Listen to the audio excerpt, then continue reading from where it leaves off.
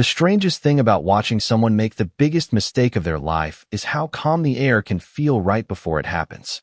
On a clear Saturday morning in Brookhaven Pines, North Carolina, Caleb Morrison stood on the back edge of his property with one hand in his jeans pocket and the other holding his phone, recording every second as Linda Cartwright, the HOA president, marched across the grass like she owned not just the neighborhood, but everything the sun touched beyond it. Behind her, a white pickup from a small contracting company idled near the drainage ditch, its trailer loaded with tools, caution cones, and enough confidence to make every neighbor on the cul-de-sac stop what they were doing and stare. The bridge in question was not grand or fancy. It was a narrow wooden footbridge, maybe 12 feet long, weathered by years of Carolina rain, crossing a shallow drainage channel that ran behind the last row of homes. It connected Caleb's backyard to a gravel maintenance path beyond the fence line, a path most people ignored unless the county crews came through after a storm. But to Linda, that little bridge had become a personal insult. She stood at the edge of it in pressed khaki slacks, oversized sunglasses, and a navy HOA blazer that made her look less like a neighbor and more like someone about to issue a citation for breathing too loudly. Several homeowners had gathered at a careful distance, pretending to check mailboxes, pull weeds, or walk dogs that had suddenly stopped needing to walk. Everyone knew Linda loved an audience. Everyone also knew Caleb had been warned. 3 letters, 2 fines, 1 emergency board notice, and a final email titled Unauthorized Structure Removal had all led to this moment.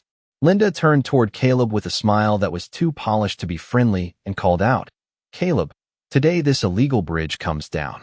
You had plenty of chances to follow the rules." Caleb did not raise his voice. He did not step forward. He did not threaten anyone, argue with the workers, or beg the neighbors to take his side. He simply kept the phone steady and asked, "Linda, are you absolutely sure you want to do this?" That question made a few people glance at each other because it did not sound like fear. It sounded like a man offering someone one last chance to stop before crossing a line they could not uncross. Linda laughed just loudly enough for the crowd to hear. "I am the president of this HOA," she said. "I do not need permission to enforce community standards." Caleb nodded once, as if she had just confirmed something important, then said, "All right. I just wanted that on record." For the first time that morning, Linda's smile flickered, but only for a second. She turned to the contractor and waved her hand toward the bridge. "Go ahead. Remove it." The first worker stepped onto the boards, and Caleb shifted his camera slightly to capture Linda, the truck, the bridge, and the row of witnesses in one frame.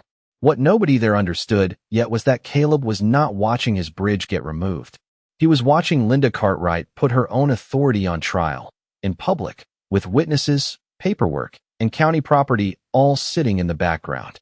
3 weeks earlier, Caleb Morrison had not thought of the little bridge as anything worth fighting over.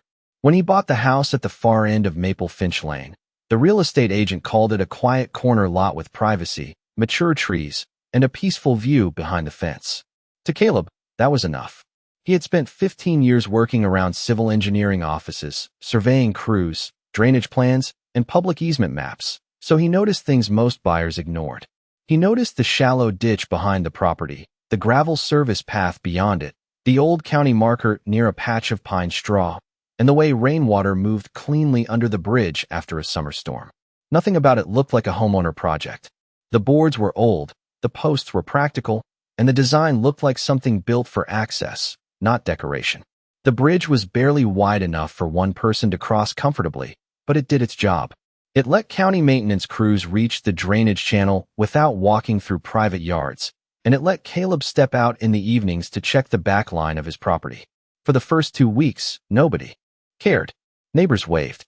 Dogs barked behind vinyl fences. Sprinklers clicked across green lawns in the late afternoon. Brookhaven Pines looked exactly like the kind of planned community where people argued more about mailbox colors than real problems. Then Caleb replaced 2 loose boards on the bridge. It took him less than an hour. He bought standard pressure-treated lumber from a hardware store 8 miles away, measured the old boards, matched the size, and fastened them down carefully so nobody would trip. He did not widen the bridge, decorate it, paint it, or change the structure. He simply made it safe to walk across. That was when Linda Cartwright appeared for the first time. She came through the side gate without waiting for an invitation, holding a clipboard against her chest, and wearing the expression of someone who had already decided the outcome before hearing a single fact. She asked what Caleb thought he was doing to community property. Caleb wiped his hands on a towel and told her he was replacing 2 worn boards on an existing bridge behind his property. Linda looked past him at the ditch, then back at him, and said improvements require prior written approval from the Architectural Compliance Committee. Caleb explained that he had not made an improvement. He had repaired a safety issue on a bridge that had been there long before he moved in.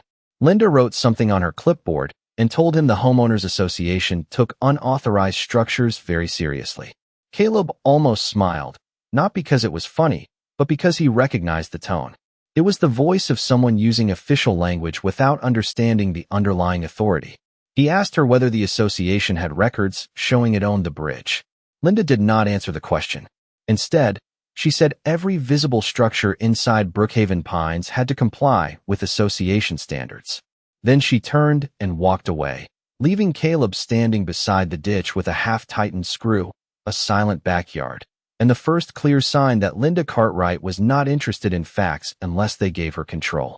The first letter arrived the next afternoon, folded into a white envelope and tucked under Caleb Morrison's front door as if Linda Cartwright wanted him to know she had been close enough to place it there herself. It was written on Brookhaven Pines Homeowners Association letterhead, with bold language across the top calling the bridge an unapproved exterior structure and a visual obstruction to the natural community standard. Caleb read it twice at his kitchen counter while his coffee went cold. The letter demanded that he remove the bridge within 7 calendar days or face daily fines of $100, possible legal review, and suspension of community privileges. Caleb had to read that last part again because it sounded absurd.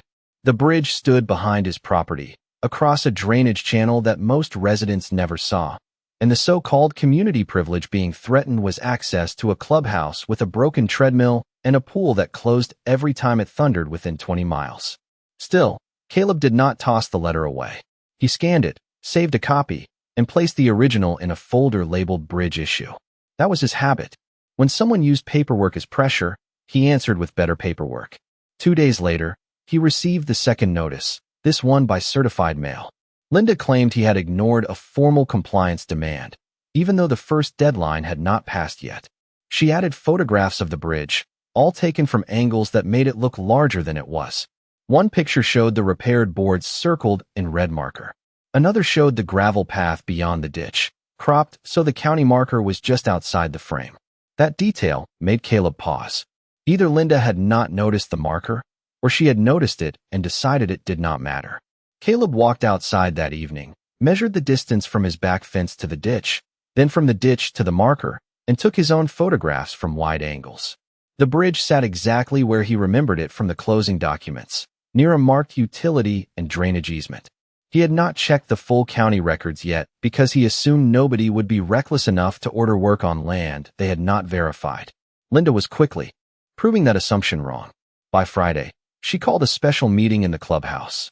Caleb attended, not because he wanted to argue, but because he wanted to hear how far she was willing to go in front of witnesses. The room smelled faintly of floor cleaner and old coffee. A dozen residents sat in folding chairs while Linda stood near a bulletin board covered with landscaping reminders. She described Caleb as a new owner refusing to respect established standards. She said unauthorized structures created liability, lowered property values, and encouraged other residents to disregard the rules. Caleb raised his hand and asked one simple question. Has the association confirmed ownership or authority over the bridge and the drainage access area with the county? Linda looked at him as if the question itself was an insult. This community has rules, Mr. Morrison, she said, and every homeowner agreed to follow them when they moved in. Caleb nodded, because once again she had avoided the only answer that mattered. After the clubhouse meeting, Caleb Morrison drove home under a sky that had turned the color of dull silver, with thunderheads gathering somewhere beyond the pine trees. He was not angry in the loud way Linda Cartwright seemed to expect. He was focused. The kind of focus that came from years of watching small mistakes become expensive problems because someone refused to read the map before touching the land. He parked in his driveway, walked inside, and opened his laptop at the kitchen table. The first thing he pulled up was the County Geographic Information System, the public property map that showed parcel lines, recorded easements, drainage corridors, and maintenance access routes. Brookhaven Pines looked very different on that map than it did from the street. On the street, every lawn looked private, every fence looked final, and every mailbox carried the illusion that the homeowners association controlled the entire neighborhood. On the county map, the truth was cleaner and colder.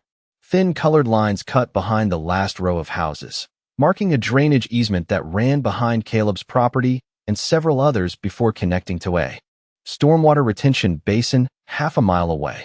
Caleb zoomed in slowly. There was the shallow ditch. There was the gravel maintenance path. There was the small crossing marked as Service Access Structure Number D-17. He leaned back in his chair and read the label again. Service Access Structure. Not homeowner improvement. Not decorative bridge. Not private walkway. County Stormwater Access. He clicked through the attached records and found an old maintenance document from nearly 12 years earlier, when Brookhaven Pines had been expanded into its final phase. The developer had been required to install several drainage access points before the county accepted the stormwater system. One of those access points was the little bridge behind Caleb's home. It had been built so crews could cross the drainage channel without disturbing yards or damaging the slope after heavy rain. Caleb sat there for a long moment, listening to rain tap against the kitchen window, and felt the entire situation settle into place. Linda was not just wrong about a neighborhood rule. She was trying to enforce association authority over something the association did not own, did not maintain, and had no legal right to remove. Caleb saved every page as a PDF, printed the site map, printed the easement record, and printed the county maintenance reference. Then he walked out back with a flashlight, even though the rain had started falling harder. The old county marker was half hidden behind pine straw and wet leaves, but it was still there, about 6 feet from the bridge entrance, stamped with a faded number that matched the map. Caleb took photographs from several angles, wide enough to show the marker, the ditch, the bridge, his fence, and the gravel path in the same frame. By the time he returned to the kitchen, his sleeves were damp and his shoes were muddy, but his folder had become much stronger than Linda's threats. He opened a new email address to Linda, copied the general HOA board address, and wrote only what he needed to write. Before any action is taken regarding the bridge behind my property, I strongly recommend that the association verify ownership, easement rights, and maintenance authority with the county stormwater office. The bridge appears to be part of a recorded county access system. Please confirm before proceeding. He attached the documents, checked every file name twice, and sent it at 8:47 that evening. For the first time since the letter arrived, Caleb felt almost sorry for Linda. Not because she had been misled, but because she had just been given the truth in writing, and Caleb had a feeling she would treat it like another obstacle to her authority instead of the warning it was. Linda Cartwright answered Caleb Morrison's email at 6:13 the next morning, and her reply was so short it almost felt rehearsed. The Homeowners Association has reviewed the matter and will proceed with enforcement as scheduled. No further discussion is required. Caleb read it once, then again, because the phrase reviewed the matter did a lot of work for a message sent before most county offices were even open. There was no reference to the easement map, no mention of the stormwater office, no explanation of authority, and no sign that she had contacted anyone outside her own circle. She had not reviewed the matter. She had dismissed it.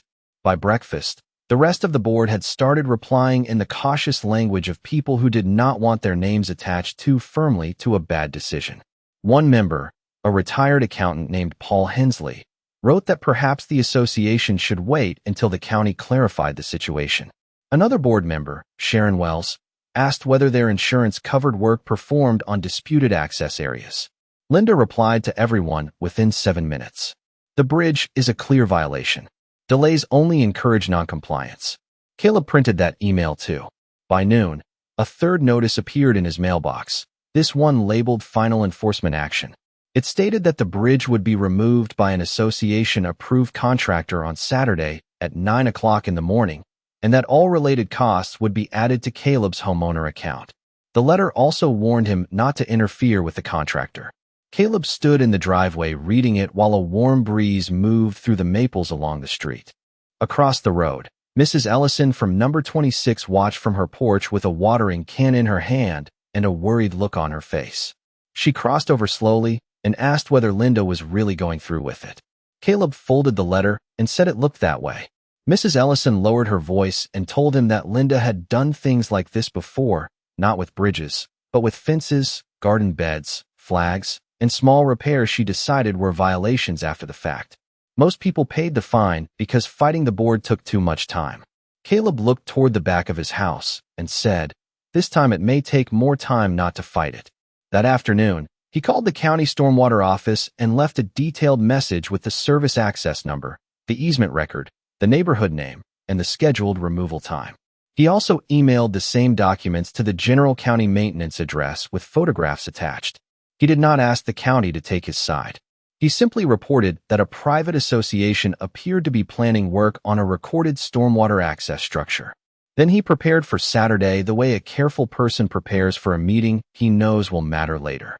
He charged his phone, cleared storage space, printed every email in order, and placed the county map at the front of his folder.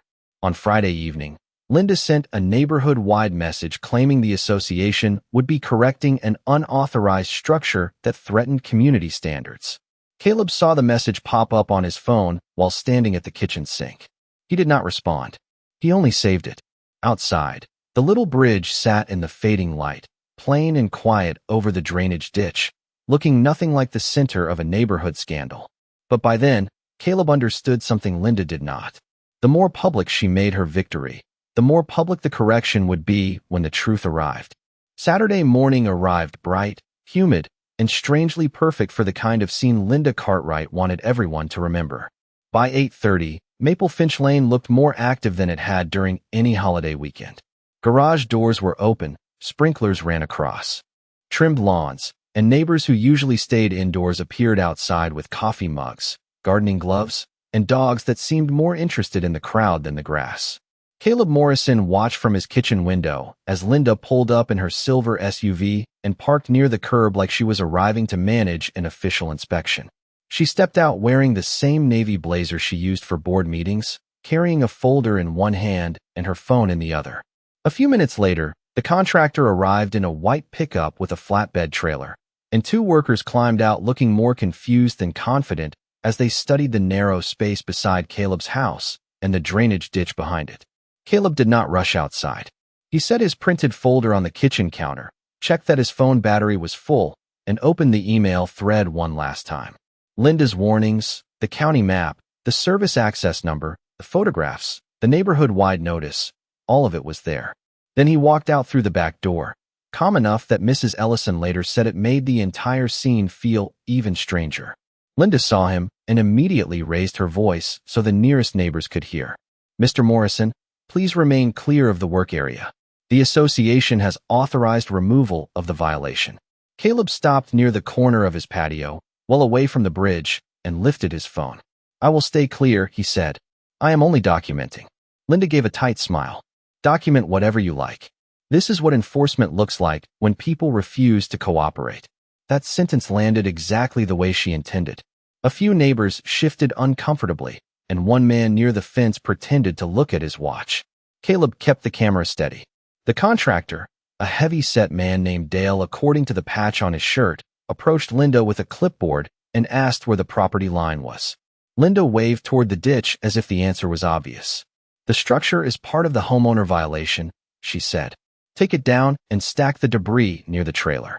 Dale looked over at Caleb, then at the bridge, then back at Linda. "Do you have the signed authorization for this specific structure?" Linda held up her folder without opening it. "You have the work order from the Homeowners Association.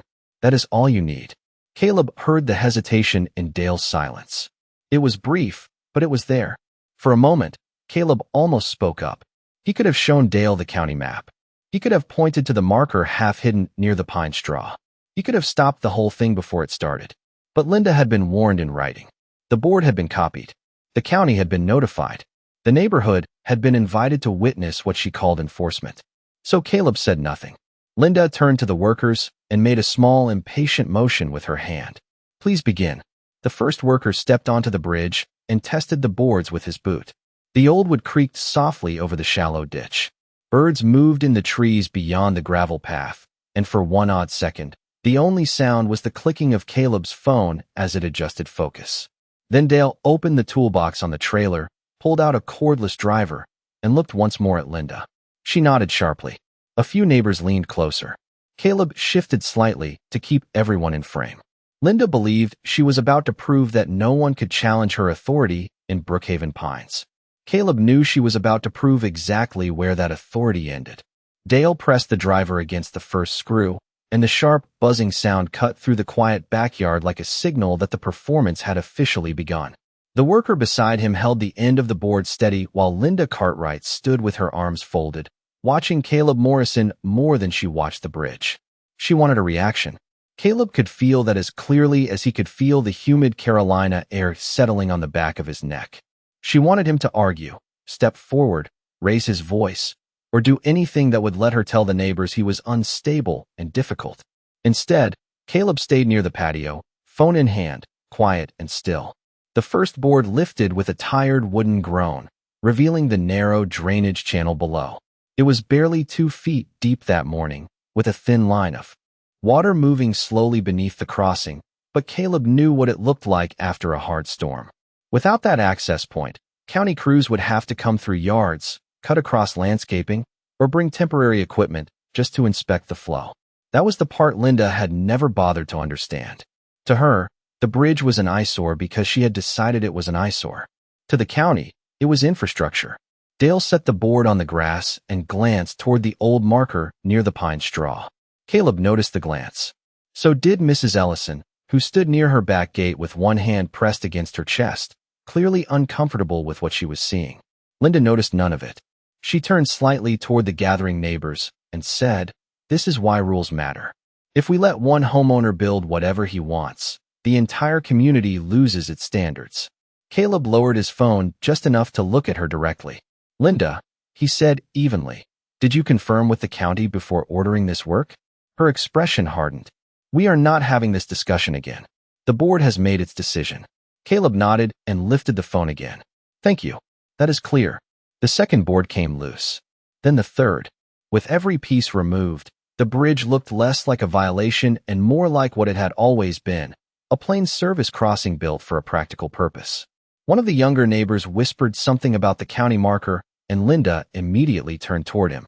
"Please do not interfere with an authorized compliance action," she said. The neighbor stepped back, but his eyes moved to Caleb, and this time they did not look doubtful. They looked curious.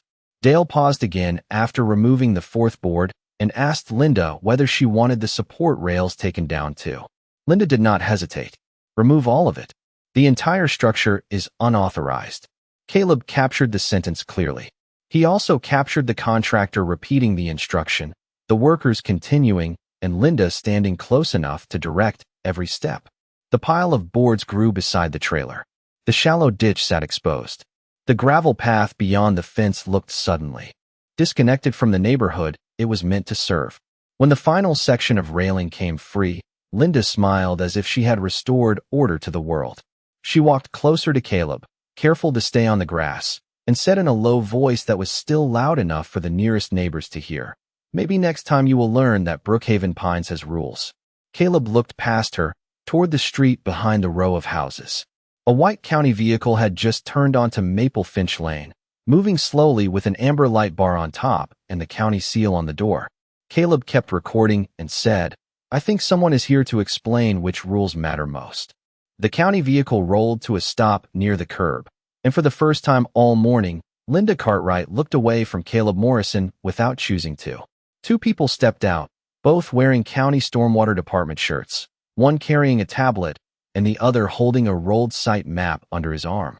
The man with the tablet introduced himself as Mark Reynolds from County Stormwater Maintenance, and the woman beside him introduced herself as Denise Parker from Public Works Compliance.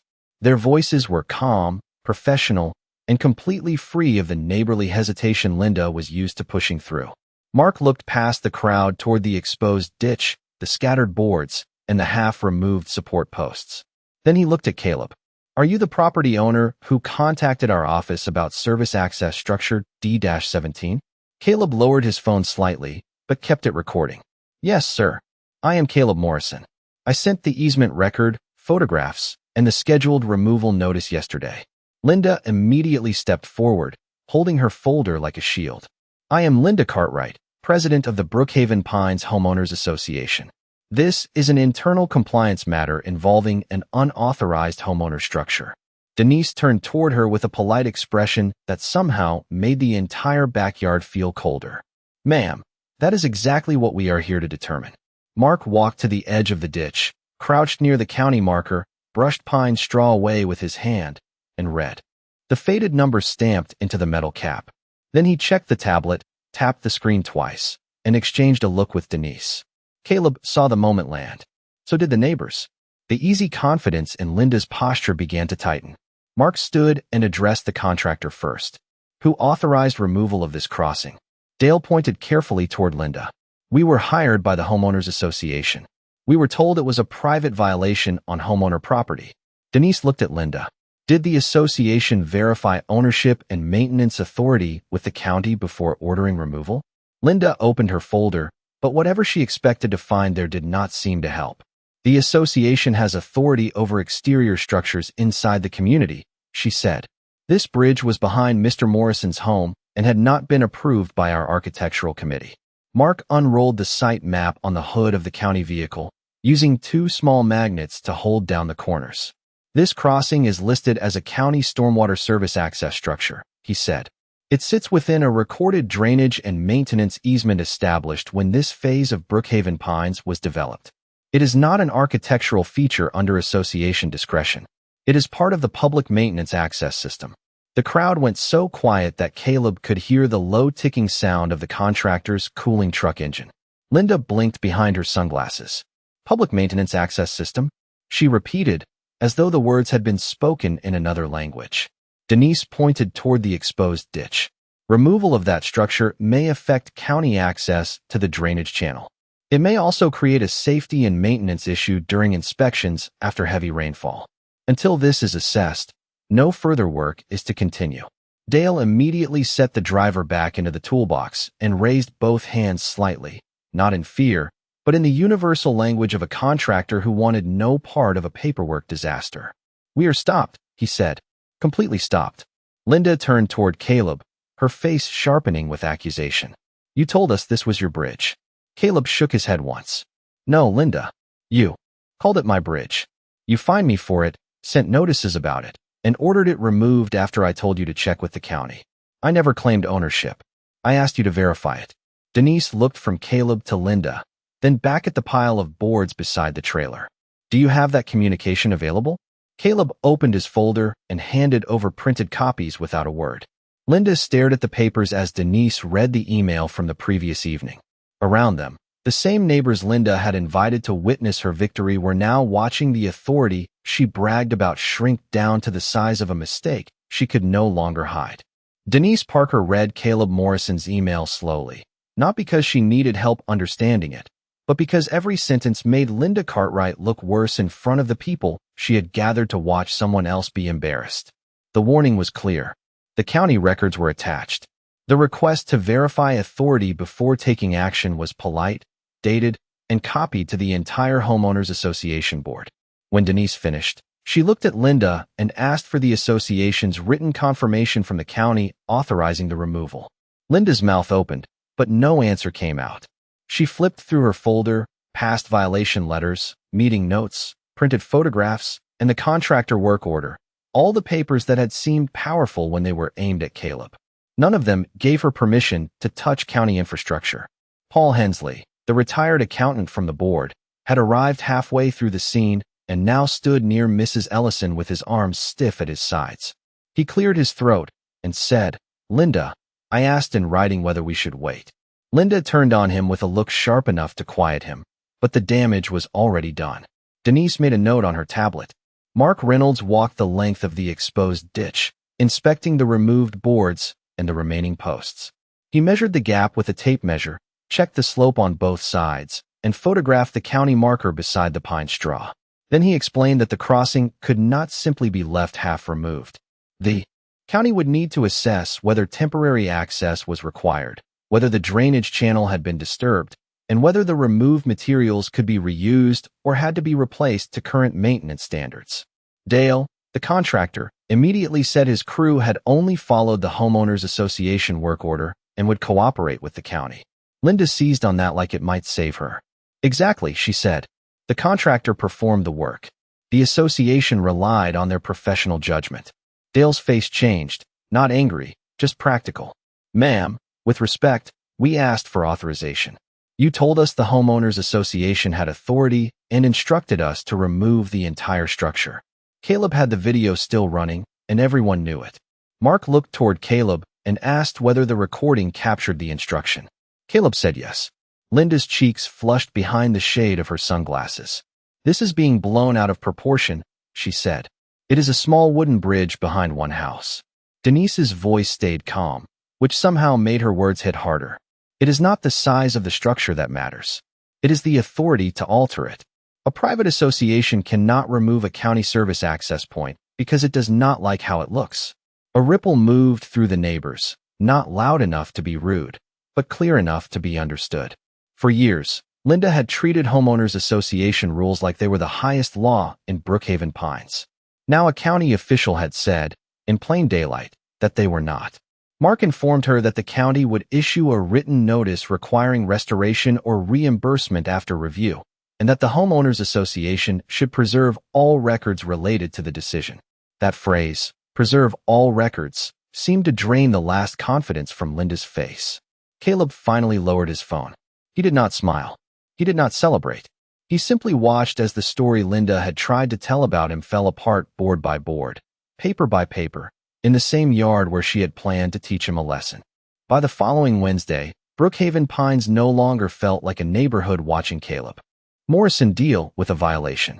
It felt like a neighborhood waiting for Linda Cartwright to explain herself.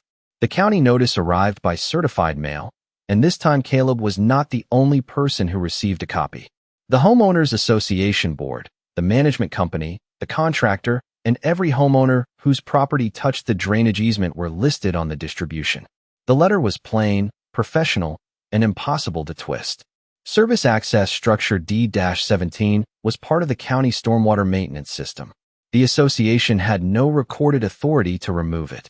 The removed materials could not simply be nailed back together without inspection. The county would oversee restoration, and the Homeowners Association would be responsible for costs connected to unauthorized removal, site assessment, temporary access measures, and any required upgrades needed to return the crossing to approved condition. By sunset, the neighborhood message board was full of questions Linda did not answer. Paul Hensley called an emergency board meeting at the clubhouse for Friday evening, and for once, Linda did not control the room just by standing at the front of it. Residents came with printed emails, copies of the county notice, and years of quiet frustration that had suddenly found permission to speak. Mrs. Ellison asked why Caleb had been fined after he warned the board in writing. Another homeowner asked whether the association had insurance for decisions made after ignoring public records. Dale, the contractor, submitted a statement saying his crew had asked for authorization on site and had been instructed to proceed by Linda directly. Linda tried to frame it as a misunderstanding, a complicated property issue, a matter of protecting standards.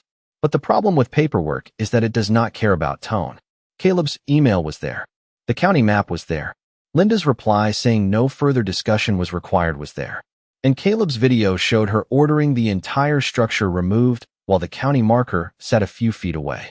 By the end of the meeting, the board voted to withdraw Caleb's fines, remove all bridge-related charges from his account, cooperate with the county, and open a review of Linda's authority as president.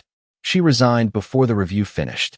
2 weeks later, a county-approved crew restored the crossing, stronger and cleaner than before, with a small posted marker that clearly identified it as stormwater maintenance access. Nobody in Brookhaven Pines missed the irony. The bridge Linda had called an eyesore now looked more official than ever, and every person walking past Caleb's backyard knew exactly why. Caleb never made a speech about winning. He did not need to. One evening, while the sun was dropping behind the pines and the repaired boards glowed gold in the light, Mrs. Ellison stopped by the fence and asked whether he had planned it all from the beginning. Caleb smiled faintly and said no. He had only planned to let the facts do their job. Then he looked at the bridge, the quiet ditch below it, and the county marker beside the path. Linda thought she was proving that rules gave her power over everyone. What she proved instead was something far simpler. Rules only matter when the person enforcing them actually understands where their authority ends.